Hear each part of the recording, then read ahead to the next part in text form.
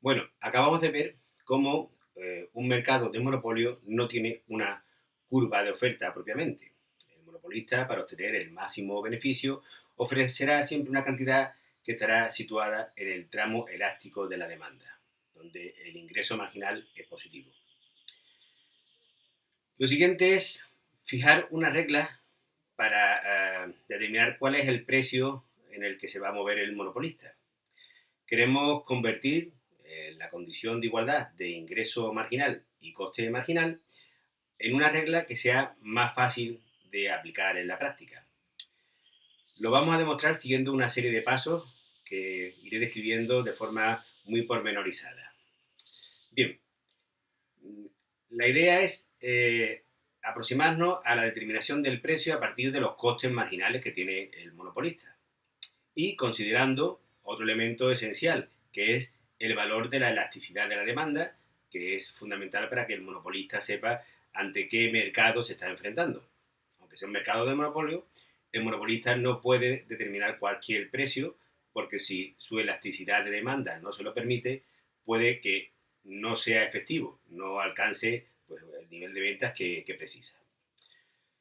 Si partimos de la formulación del ingreso marginal, lo tenemos aquí para que se entienda más fácilmente y se pueda seguir siguiendo, tenemos que el ingreso marginal es la relación por cociente entre la variación entre los ingresos y la variación de la cantidad. Cuando hablamos de términos infinitesimales, lo calculamos como la derivada del ingreso respecto a la cantidad. El ingreso es ni más ni menos que el precio al que vende el monopolista por la cantidad que vende. Pues, entonces, la variación del ingreso sería la variación del precio por la cantidad respecto a la cantidad. Si lo desarrollamos, lo derivamos, tenemos que el ingreso marginal sería igual a la derivada del primero por el segundo sin derivar, más la derivada del segundo por el primero sin derivar, como conocemos de las reglas de derivación. Es decir, la derivada respecto al precio de la cantidad por la cantidad, más la derivada de la cantidad respecto a la cantidad por el precio. Bien, damos un paso más y llegamos a que el ingreso marginal entonces es la cantidad por la derivada del precio respecto a la cantidad más el precio. Es decir, tenemos que el ingreso marginal estará en función de precio y cantidades. Si multiplicamos la expresión que acabamos de obtener en el segundo de sus sumandos por P partido por P, es decir, por 1, no alteramos la ecuación de ninguna forma, pero la podemos reformular. Y entonces nos quedaría que el ingreso marginal es igual a P más el segundo sumando. Ahora lo multiplicamos por P partido por P, sería P por la cantidad partido por P, P partido por P, más lo que teníamos de antes, la derivada del precio o la variación del precio respecto a la variación de la cantidad. Bien, a partir de aquí, lo que nos damos cuenta es que el segundo de los sumandos se asemeja mucho a lo que ya conocemos del concepto de elasticidad de la demanda. Lo que pasa es que si nos fijamos es justo lo mismo, pero al revés. ¿De acuerdo? Bueno, pues lo que tenemos entonces en el segundo de los sumandos sería el inverso de la elasticidad de la demanda. Porque tenemos justo lo mismo, pero a la inversa. Luego, reformulamos entonces la expresión del ingreso marginal. El ingreso marginal para nosotros va a ser igual a P más P por el inverso de la elasticidad de la demanda. ¿De acuerdo? Tenemos P en los dos sumandos. Lo podemos sacar factor común. Sacamos P como factor común y nos quedaría que el ingreso marginal es igual a P por, ponemos entre paréntesis, 1 más 1 partido del inverso de la elasticidad de la demanda. Si despejamos P, el precio, lo que nos quedaría sería esta expresión, que P es igual al ingreso marginal partido por lo que hemos visto antes. 1 más 1 partido del inverso de la elasticidad de la demanda. Como sabemos que ingreso marginal es igual a coste marginal, la expresión para el coste marginal será igual. Bien, pues Si la desarrollamos igualmente, tenemos que el coste marginal sería igual a P por 1 más 1 partido de la elasticidad de la demanda, o podemos multiplicarlo y nos quedaría por P más P por 1 partido de la elasticidad de demanda igual al coste marginal. Estamos hablando de lo mismo. El siguiente paso que damos es que despejamos y nos quedamos con una expresión más sencilla. De forma que nos quedaría que 1 partido de la elasticidad de la demanda será igual a el coste marginal menos P partido por P.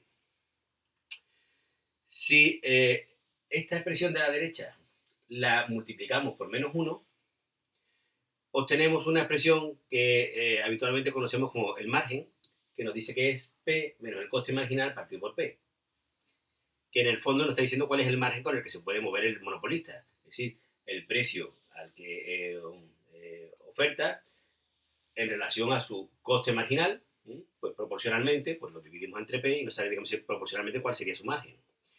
Luego, si hacemos esa multiplicación, claro, nos quedaría que menos 1 partido por la elasticidad de la demanda, ahora es igual a la presión del margen, P menos el coste marginal partido por el precio. Si observamos la comparación del precio fijado por el monopolista y el precio competitivo, tenemos que en una situación de monopolio, el precio, como ya conocíamos de antes, será mayor que el coste marginal. De esta forma existe un margen o un poder de monopolio.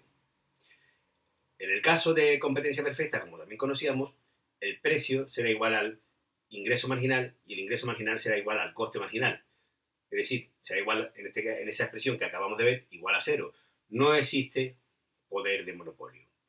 Pues bien, a esta expresión, a la expresión del margen P menos el coste marginal partido por P, se conoce como el índice de Lerner, que nos da una idea de cuál es el poder de monopolio que tiene el monopolista. Es decir, sabiendo cuál es el margen respecto al precio. Cuanto mayor es el valor de este índice de Lerner, que se va a mover siempre entre 0 y 1, mayor será el poder de monopolio. El índice de Lerner, L, se expresa por medio de la elasticidad de la demanda también, como acabamos de ver, porque ese margen P menos el coste marginal partido por P es igual a menos 1 partido de la elasticidad de la demanda. La elasticidad de la demanda, excepto en un monopolio, es la elasticidad precio de la curva de demanda de una empresa y no de la curva de demanda del mercado. Luego, teniendo en cuenta esas reglas prácticas para fijar el precio, podemos deducir que en un mercado competitivo el precio efectivamente es igual al coste marginal, mientras que en el monopolio el precio será mayor que el coste marginal. Cuanto más elástica sea la demanda, el precio se aproximará más al coste marginal, más a la situación de competencia perfecta, dicho de otro modo. Si la elasticidad de la demanda es un número elevado y negativo, el precio cercano al coste marginal será, digamos, el que se pueda establecer. Habrá menos margen. Luego, si la elasticidad de la demanda es elevada, el margen será pequeño y habrá poco poder de monopolio. Si la elasticidad de la demanda es baja, el margen será grande y habrá mucho poder de monopolio. Si lo vemos en esta gráfica, tenemos una elasticidad de demanda, una demanda, ¿no? Una curva de demanda con su correspondiente elasticidad que nos viene dada por la inclinación de la curva, en este caso una recta, ¿no? Y tenemos, digamos, la situación en la siguiente gráfica, en la que, digamos, queremos ver cuál es ese poder de monopolio en función de los costes marginales y los ingresos marginales. Bien, pues si vemos, nos representa una situación donde hay una elasticidad pues no excesivamente rígida, pero tampoco infinita, claro, y vemos que el monopolista efectivamente, si quiere, puede variar un poco el precio. En el ejemplo lo podemos ver como si variara de 150 a 160. Sería factible para el monopolista. Tiene capacidad para variar el precio y pues, variará la cantidad demandada, obviamente. Esto, como sabemos, no se da en el caso de la competencia perfecta, donde una variación en el precio, al enfrentarse a una elasticidad absoluta, una variación en el precio haría que no se demandara ninguna cantidad en un mercado, obviamente, modélico de tipo competitivo, de competencia perfecta. Luego, el poder de monopolio nos lo va a dar este índice de Lerner, que nos dirá, digamos, hasta qué punto pues el monopolista tiene capacidad para variar sus precios. Tiene más o menos poder de monopolio. En esta nueva representación, pues vemos cómo nos presenta una situación donde la elasticidad es menor, es más rígida, y la diferencia entre precio y coste marginal es mucho más alta. En este segundo caso, obviamente, al darse esta situación específica, pues el poder de monopolio es mayor.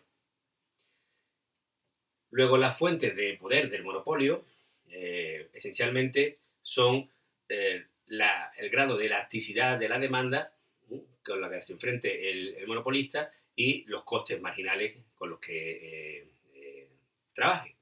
El poder de monopolio, en cualquier caso, no garantiza siempre beneficios. Los beneficios van a depender de los costes medios en relación al precio. ¿Por qué tienen unas empresas un poder de monopolio más elevado y otras poco o incluso ninguno?